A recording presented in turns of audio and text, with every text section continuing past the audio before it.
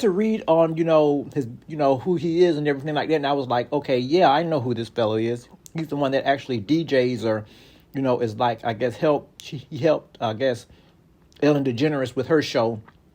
I don't really watch Ellen DeGeneres or any of her material, but that's beside the point. But that's pretty much where I said, that I remembered his face from. And basically, I was actually just reading on for the most part to see why his, picture kept making the news headlines and everything. And then I went on, of course, again, Instagram. And then I'm seeing all these pictures about rest in peace and paying tribute. And I'm like, oh no, here we go again. Another person that's gotten killed through some sort of act of violence. But when I began to learn and actually begin to kind of, sit back and really see, how this particular individual died, it was very heartbreaking. And the fact that they said that this dude actually checked into a hotel and for the most part committed suicide by, pointing a gun to his head. It's a very sad thing when we actually hear about, people, leaving this world, or people dying or whatever the case may be, or whatever euphemism you want to use as far as death goes. But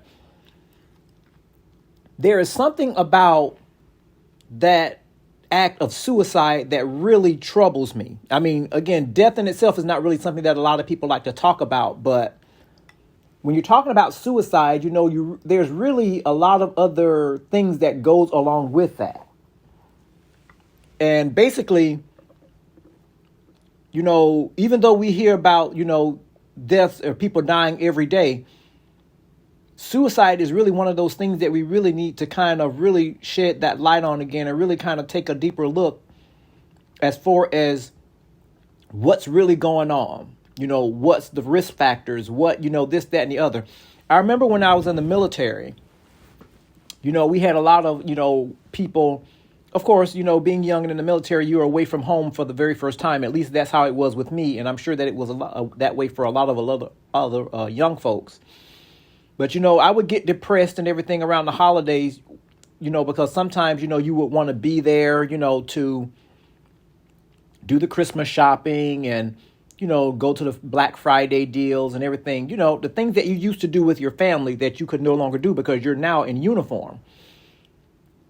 And the thing about it, again, is that, you would sit back and just kind of reminisce on those things and think, of how great those times were and how you cherish those moments and such, And then you realize that you don't have that ability to do that anymore. It can be quite a quite debilitating thought, I should say.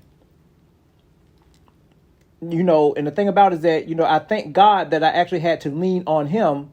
Because, again, he was and still is my mama and my daddy. Even though I'm, out of the military, I still have to lean on him and trust that, that he's going to take care of me. But I really had to understand and really had to, get used to the fact that these type of feelings, they're going to come and go. And that's okay because, again, I'm learning how to deal with things. I'm experiencing these things for the first time. And, through experience, we learn how to handle things. But, that did not make the situation, any better for me because, again, I would sit there and think, and the thing about it, again, is that, once the holidays were over, for the most part, I would be okay. It would be like a brief, I guess, I don't know what some people would call a seasonal depression. I don't know. But during the time, once the holidays came and gone, or, I was okay. Now, I will say this. Most of the time I was in the military during the holidays, my unit would allow me to fly home to be with my family, and I really thank God for them, for those that, granted me that privilege. But it was just generally speaking, with the beginning of the holidays, you want to be there to do a whole lot of stuff that, that you once did that you can't do. But I also learned, too, by, being in the military, that there was a lot of folks that really did not have the privilege of going home to be with family. They came, and the sad part about it is that you had a lot of them that lived in the barracks, that end up killing themselves, or as some people say, offing themselves because of the fact that they could not stand to be away, from family during the holidays. And I'm like, well, they pretty much knew what being in the military is going to be all about. You're not going to be able to be home all the time, even when you want to, there's just those things. But you got some people that cannot withstand certain things. That's why, when I hear about suicide, it's so quick for people to sit and judge. But suicide, I believe, in the way I never experienced it. Thank God I don't ever want to. But it's just the fact from when I learned of those that actually had committed suicide, you really have to look at what's going on deeper behind the face.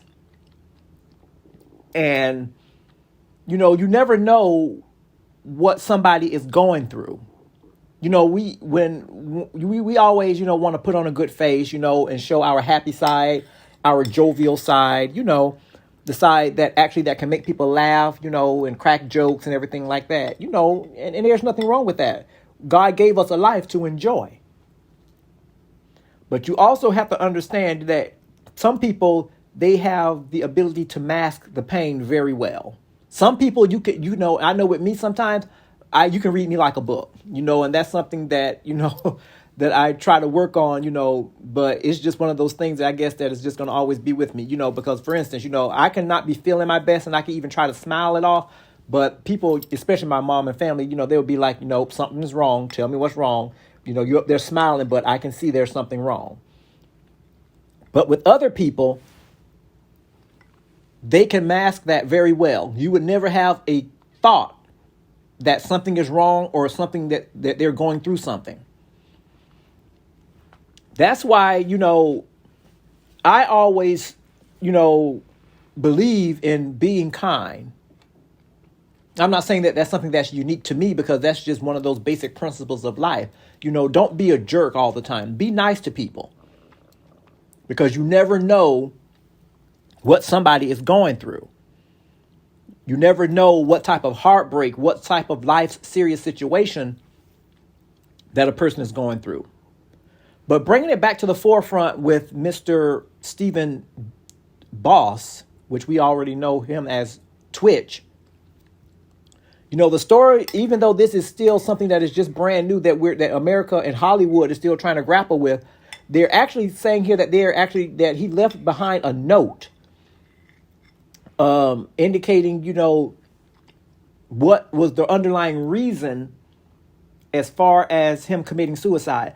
Now, there's a lot of theories out there, and I don't know the truth. And again, by the time I post the video, I still may not know the truth, and that's okay. I'm just generally speaking and just trying to bring, the concept or the subject of suicide to the forefront. But what they were saying, at least I heard on one online source, was saying that this man lost all of his savings. Now, again, I don't know if that's true or not. And like I said, right now at this point, it really it's just a sad situation all around.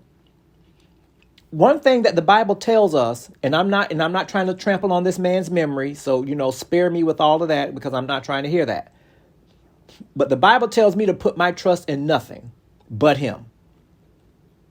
And of course, it tells me to put my trust in no man, because man has the ability to deceive and lie and trick and do everything else that's under the sun. And see, every day, I'm learning to lean and trust on God, because the thing about it is that disappointments, tragedies, and all these things, that's a part of life. There's nothing that you can do to escape that. But when you have your anchor in Jesus, the Lord God, he teaches you that you're going to go through these things in life, but you're not going to go through them alone. He always have a ram in the bush for you. See, that's the reason why I'm not saying that I'm better than anybody else, but when you're going through, you have to have that assurance somewhere that somebody can see exactly what you're going through, and that trouble does not last always. Now, that's not to say that, Mr. Boss did not have a relationship with God. And that's not for me to say, because again, I don't know what he believed in. I don't know if he went to church, if he gave his life to Christ. I just don't know. But the one thing about it, again, is that we have to really be careful, about wanting to be attached to the things of this world, wanting to actually make sure that we are protected by the things of this world. Because one thing about it is that you can be up today and down tomorrow, or you can have all of the money that you need and some today, and then tomorrow you can be as broke as a joke. And the thing about there, I think they were saying is that it was due to bad investments and all this, that, and the other. It really, breaks your heart when you hear somebody committing suicide. Because again, you begin to immediately, or at least I begin to immediately think, what is it that is so bad that would allow someone to say, you know what, I give up. I don't want to live anymore. I don't want to face whatever it is that I have to face. Again, and the thing about it is that, it can be, and I can't say that I know how this man felt, because again, I just pray that I don't ever get to that state. But it's just the fact that life can throw you a lot of curveballs, and some of them you might be prepared for, and some of them it may come just out of nowhere, out of left field. And the thing about it again is that what I believe is that when these things happen, it catches us when we are unprepared, where we don't know how to deal. And see, my thing about it is that a lot of people like to look and make jokes about, especially in the Black community, about mental health. And see, your mental health is not a joke. It is very something that we should take care of every day. Just like we take care of our bodies by washing and clothing and everything else and feeding our bodies, our mental health is just as important. People like to, again, look at the black community, and they already disrespect us because, number one, we haven't learned to respect ourselves, but that's the subject of another video. But we look at people and we go and we see them, we hear about it on the news, about rampages, shooting rampage at a school or at a Walmart, or other places of public business. And then we see the culprit who actually, did this heinous act. And then we have to sit there and wonder what would cause somebody to actually just go ballistic or do something that stupid. And then after they've shot off all these people, they turn around and kill themselves. That's why I say, again, it never hurts to be kind to people. You don't know what a person is going through. And the thing about it is that your words can really be the defining factor as to whether this person loses it all, or your words can actually be able to uplift and let this person know that there is hope. I believe, and like I say, this is just me talking, but I believe that if somebody could have got to this man sooner and maybe talked to him, or, do some sort of intervention, I believe that he could still be with us today. That's just my personal belief. You don't have to believe me, but that's just what I believe. What I also believe is that suicide, when you have somebody now, I will say this, there's actually two sides to this coin. You got some people that will actually openly display that they're going to hurt themselves. And then you just got some people that will actually go and just do the act without nobody knowing. Now, with Mr. Boss, he actually made up in his mind that this is what he's going to do. He didn't tell nobody what his plans were. He didn't leave no inclinations or nothing around the house to let somebody know that he was troubled. This man called an Uber, left his car in the driveway, and called an Uber and went to a hotel. Now, his wife did not even know where he was, what was going on. All she said is that she saw his car in the parking in their driveway, but her husband wasn't there. So, of course, I'm pretty sure that would freak anybody out. Your spouse, they're missing, you can't find them nowhere, but the car is there. Where are you? And then to turn around and get the news that he was in a motel all alone. He wrote a note and he shot himself. So that tells me that he really did not think that any type of human intervention would work, because he has already made up in his mind that I don't want to live anymore. If because of thus, and so. I don't think I would be able to recover from such and such. That's what suicide is saying. Understand what I'm trying to say? I'm trying to hit it on the intimate levels. That's what suicide says. Now, on the flip side, you have some people that will actually tell somebody, I'm thinking about hurting myself. I'm thinking about doing harm to myself, because of thus, that, and so. In that case, they're actually reaching out for help. They're letting people know that I need help. Please help me because I don't want to hurt myself. But if I'm left alone, I just may do that. I mean, it's really something to really think about when you really sit down and really want to come to terms and really define the concept of suicide at its basic and most intimate level. Hollywood, the world, his family, they lost a very talented individual. I mean, I was going through and looking at, some of his material, and I mean, he loved to dance.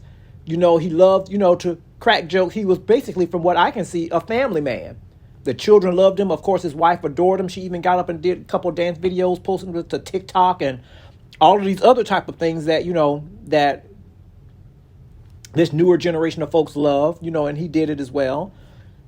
And with all of that going on, you would think that this man would be happy, joy, living all well until, his ripe old age. But this man, young. I mean, and now all he is now is a memory. It's very sad. It really is. And the thing about it, again, this is, again, a lesson to those that are still living.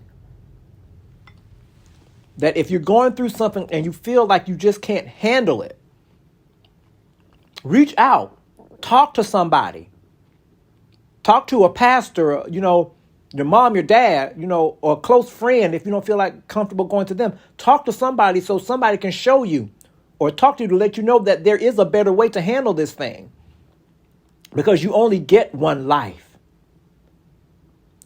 We don't get those things like you say, like these cats, have 9 lives and all this other crazy stuff. You only get one life, and God gave us one life to cherish and to make the most out of it. And the enemy is just there to do just the opposite. And that's to rob us for what God gave us to enjoy. So now you have a wife that's going to be grieving, children that's going to be left with a big question mark in their minds as far as, why would my dad do this? He left us. And the thing about it, kids, again, they have a hard time in these days. Well, I would say the average standard kid, because these days, these younger children, they are so smart. They can pick up on things and they can explain things to you better than you can comprehend. But the average kid, they're going to be left with a lot of question marks as to why. And then anger is going to set in. He left us. And when they begin to understand the concept of suicide and basically how much of a quote unquote selfish act it is, they're going to ask questions. And the only thing you can do when you pray for the parents is that they're actually there to actually explain what happened so the child can understand and not come away with being bitter at life because of that. I mean, this is really, and then for this to happen during the holiday season when family get-togethers, are so important. People are getting together and just enjoying each other, leaving all the malices and all of this stuff behind and just coming together as one and just enjoying life together. And this to happen during this time, it's a very hard blow. That's why, instead of, we're going to have a lot of people that are going to have their different theories or whatever. But that's why I don't want to say anything definite until we actually find out. And I'm pretty sure social media is going to be all on this. I don't want to say anything definite as far as how this man or why he took his life until they have credible evidence. And I may do another video about it. I don't know. But it just shocked me, that such a handsome young man, would actually do that. But like I say, sometimes, it's just, you got to pray for people. Pray for the minds of our people. Pray for the minds of the generation. Pray for the minds of the people that are still living in the world.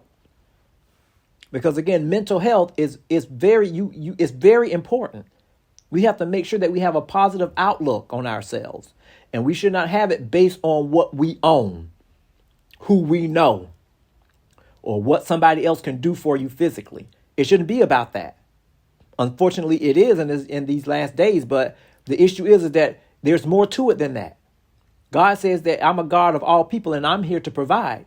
And don't put not your trust and confidence in the things of this world, because he said those things of the world is going to wither and pass away. He told us this. So if we do the opposite and get attached to these things, and when these things wither and rot away because he said it will, then, we would expect for something like this to happen. But God said, you got to trust me in this, because I know everything that's going to happen. And I am the solution to when these things happen. So, just pray, that the family finds peace and comfort. Pray for those, his close friends, relatives, and everything, that they actually are able to weather this storm, okay? So that's all that I actually have for now. Peace out, folks, and talk to you guys soon.